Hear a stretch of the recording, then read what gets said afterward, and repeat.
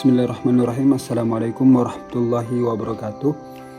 Nama saya Muhammad Ashabul Yamin Galib, mahasiswa Universitas Indonesia Timur, Fakultas Agama Islam, jurusan Pendidikan Agama Islam, NIM 208010115. Di sini saya akan mempresentasikan materi dengan judul model-model pengembangan kurikulum pada mata kuliah pengembangan kurikulum.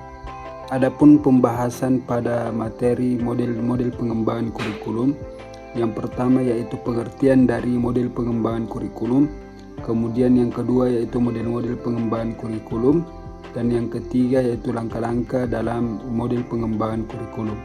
Poin pertama yaitu pengertian dari model pengembangan kurikulum. Jadi, pengertian dari model pengembangan kurikulum adalah model yang digunakan untuk mengembangkan suatu kurikulum, di mana pengembangan kurikulum dibutuhkan untuk memperbaiki atau menyempurnakan kurikulum yang dibuat untuk dikembangkan sendiri, baik dari pemerintahan pusat, pemerintahan daerah, atau sekolah. Selanjutnya poin yang kedua yaitu model-model pengembangan kurikulum.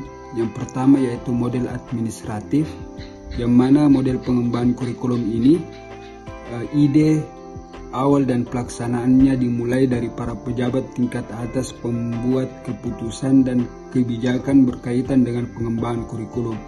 Kemudian yang kedua yaitu model demonstrasi, yang mana model kurikulum ini dikembangkan untuk memperkenalkan suatu inovasi kurikulum dalam skala kecil, yang mana kemudian model demonstrasi ini dapat dilaksanakan baik secara formal maupun tidak formal. Kemudian yang ketiga yaitu model BCAM, yang mana model ini merupakan model kurikulum yang menetapkan wilayah atau arena yang akan melakukan perubahan suatu kurikulum.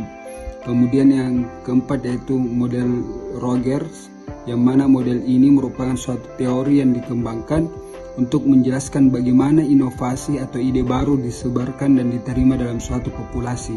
Kemudian yang kelima yaitu model pemecahan masalah, yang mana model pengembangan kurikulum ini dikembangkan dalam rangka memenuhi kebutuhan para pemangku kepentingan, baik itu meliputi orang tua siswa, masyarakat, dan lain-lain.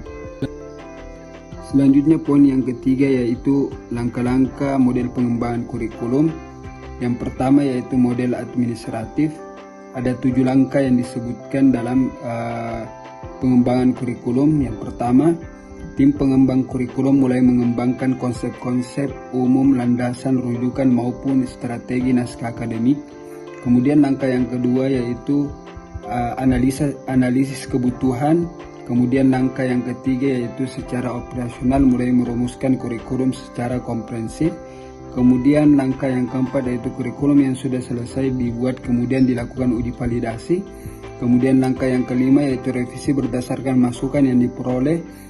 Dan langkah yang keenam yaitu sosialisasi dan diseminasi, dan yang langkah ketujuh yaitu langkah terakhir yaitu monitoring dan evaluasi. Selanjutnya yang kedua yaitu model demonstrasi, yang mana dalam langkah-langkah pengembangan kurikulum ada 2 tahapan langkah. Yang pertama yaitu sekelompok guru dari suatu sekolah atau beberapa sekolah ditunjuk untuk melaksanakan suatu percobaan tentang pengembangan kurikulum, dan langkah selanjutnya yaitu hasilnya disebarluaskan di sekolah sekitar.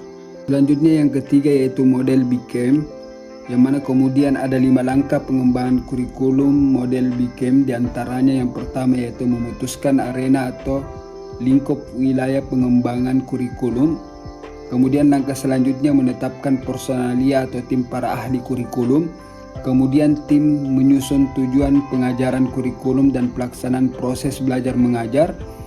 Kemudian implementasi kurikulum, dan langkah yang terakhir yaitu evaluasi kurikulum. Selanjutnya yang keempat yaitu model Rogers, yang mana kemudian ada 4 langkah dalam pengembangan kurikulum. Yang pertama yaitu diadakan kelompok untuk mendapatkan hubungan internasional di tempat yang tidak sibuk untuk memilih target sistem pendidikan. Kemudian yang kedua yaitu para kelompok saling bertukar pengalaman di bawah pimpinan staf mengajar.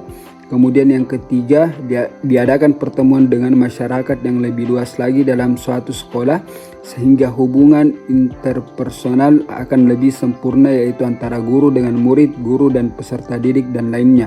Kemudian langkah yang keempat yaitu diadakan pertemuan dengan masyarakat yang lebih luas lagi seperti langkah nomor 3, sehingga dalam situasi ini diharapkan masing-masing person akan saling menghayati dan lebih akrab sehingga memudahkan memecahkan problem sekolah secara lebih cepat.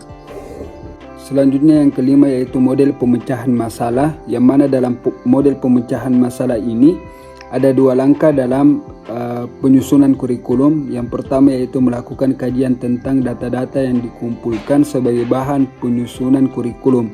Kemudian yang kedua yaitu melakukan implementasi atas keputusan yang dihasilkan pada langkah yang pertama.